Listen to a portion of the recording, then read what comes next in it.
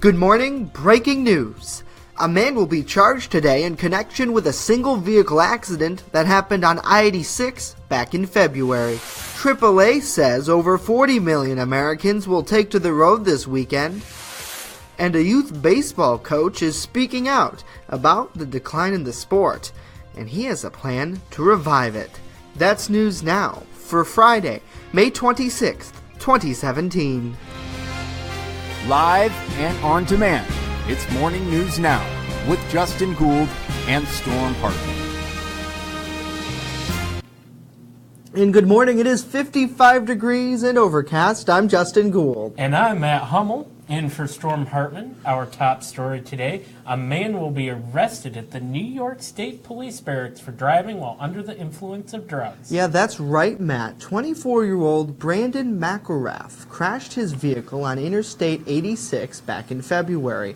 State police say toxicology tests revealed he was under the influence of morphine, fentanyl, and other drugs. McElrath's family denied a WNY News account that opioids were in his system. Immediately after that, family and friends of McElrath attacked our reports and insisted that we retract our account, to which state police responded with a statement that resulted in the immediate retraction of our report. We pride ourselves on ethics and morals, and we're glad that our original description was indeed correct. Our sincerest apologies to anyone that may have been hurt by the attention that was brought to this sensitive issue. We will have more on this story later on the site that puts coverage first, WNYNewsNow.com. A Jamestown businessman is being arraigned on drug trafficking charges. Our Ryan Hedrick is at City Court. All right, guys, so Dustin McBride will appear in court today. The 38-year-old was arrested last Friday in a drug raid that was combined with Jamestown Metro Drug Task Force and the Drug Enforcement Administration. It was a culmination of an investigation into drug trafficking in and around the city of Jamestown. Police say on the property of McBride at Sampson Avenue, they found about 130 grams of cocaine, 25 grams of crack cocaine. McBride spent about 6 years in a New York State prison several years ago, got out, owned two businesses, a barbershop, and Ring It Wireless, which was the subject of a Facebook Live video that we reported that got over 25,000 views. What they were looking for that day, we still don't know. We do know now that they had McBride and his wife Ashley in custody at the time because the raid came at about 5:30 in the morning on Friday. Now, McBride is facing several serious charges, guys, and it's interesting to note that one of the charges is a Class A drug trafficking felony, which is a very serious felony that could put McBride away for a long time in state prison. We'll see how this turns out. Coverage throughout the day on WNYNewsNow.com. Reporting from Jamestown City Court, I'm Ryan Hedrick, WNY News Now, where coverage comes first. We will have developments as a warrant on WNYNewsNow.com. A regional travel expert says almost 40 million Americans will take to some kind of trip this Memorial Day weekend. That's up significantly from last year. The Public and Community Relations Director for AAA East Central is Jim Garrity. He says preparation is key. You're going to want to make sure your car is ready for that long road trip. The primary reason that we'll be called out over this holiday weekend to rescue people will be lockouts, flat tires, and battery-related issues. Garrity advises drivers to download the AAA app, complete with gas prices, safety tips, and hotel discounts. Governor Andrew Cuomo says road and bridge construction projects on state highways will be suspended from 6 a.m. today to 6 a.m. Tuesday in order to accommodate travelers during the busy Memorial Day holiday weekend. Some work may continue behind permanent concrete barriers or for emergency repairs. Cuomo believes this will help minimize delays and disruptions during the busy travel holiday. And next on Morning News Now, a youth baseball coach speaks out about the sport's decline. But first, a look at your Skyline weather forecast. Good morning, everybody. We certainly had a soaker on our hands yesterday, didn't we? Check out some of the observed rainfall totals across the region. These are from the airports and spotter reports. That 1.81 inches at Buffalo actually set a new daily record for the day. It broke the old record of 1.21 inches that was set way back in 1874. And again, here's some more rainfall totals for you. Dunkirk coming in at just under 1 inch. Jamestown coming in at 0.73. And look at Dansville, a measly 0.21 inches. So you can see how the rainfall varied across the region yesterday. And I thought I'd just kind of throw this in here just for reference. NOAA yesterday just released their outlook for this year's hurricane season. And I'm not a huge fan of these seasonal weather outlooks, mainly because of the limited skill set we have in long-range weather forecasting. I just don't really like these. But here it is anyway. The National Hurricane Center is predicting an above-average hurricane season this year. Between 11 to 17 storms will become named. 5 to 9 of those storms will become hurricanes, and about 2 to 4 of those will become major hurricanes. And a major hurricane is any hurricane over Category 3 strength.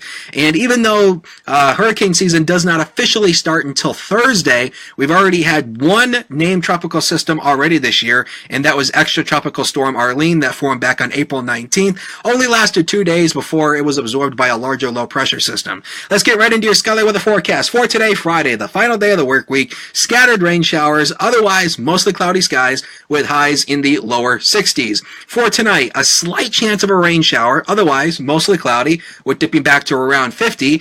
And here's your Skyline weather 7-day forecast, and you can see we've got a lot of rain in that forecast as well. Now, on Memorial Day on Monday, we will have to bring in the chance of more rain, possibly a thunderstorm or two in the afternoon, but that rain won't be widespread. We do see some possible breaks in the rain coverage on Monday, so if you got any grilling you want to do on Memorial Day, you're going to have to kind of pick and choose your moments there. But again, we've got a lot of rain coming our way over these next 7 days. From the Skyline Weather Center, I'm forecaster Dakota Hunter. Morning News Now continues right after the break. EagleZip.com is your local one-stop shop for all of your home and business computer needs. Located on Fluvanna Avenue Extension, just outside of Jamestown, EagleZip.com sells and services all brands of desktops and laptops, as well as servers and network equipment for your business. All new computer sales include transferring your data from your old computer, plus a 2-year warranty. Call EagleZip.com today. Stop by EagleZip.com today and let us make computers easy for you.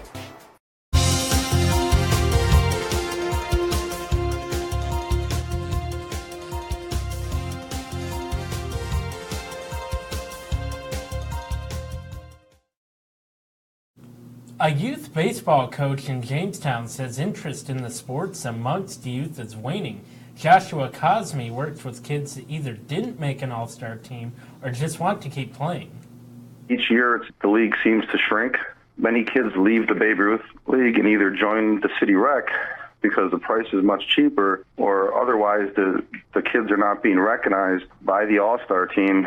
So usually around the age of 12, they tend to fall off and go into other. Coach Cosme says a tryout will be held on Saturday at Allen Park from 4 p.m. to 6 p.m. Kids from all over the county are invited to come out. Cosme says the kids that make the team will play in mid-July in Rochester.